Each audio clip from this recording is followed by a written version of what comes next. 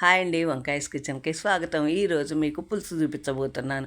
ఈ లోపల మీరు వంకాయస్ కిచెన్ని సబ్స్క్రైబ్ చేయండి, షేర్ చేయండి, లైక్ చేయండి, కామెంట్ చేయండి, అలాగే పక్కనే ఉన్న గంట కొట్టండి. అదేనండి పులుసు అన్నాను కదా, చామగడ్డల పులుసు. చామగడ్డలను ముందుగా ఉడికించుకొని తొక్క తీసుకొని పక్కన పెట్టుకోవాలి.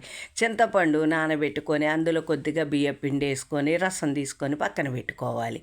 తర్వాత మనం ఒక గిన్నె పెట్టుకొని నూనె వేసుకొని ఆవాలు, జీలకర్ర, పచ్చిమిరపకాయ వేసి వేయించుకోవాలి. అది వేగిన తర్వాత కొద్దిగా పెద్ద ముక్కలు కోసుకొని ఉల్లిపాయలు కూడా వేగనియాలి.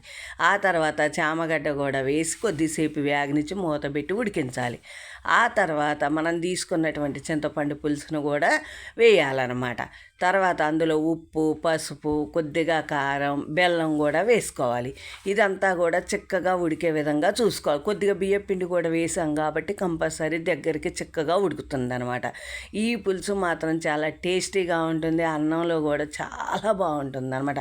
ప్రతి ఒక్కళ్ళు కంపల్సరీ కూడా ఈ పులుసుని ట్రై చేయండి. ఎలా ఉందో చెప్పండి.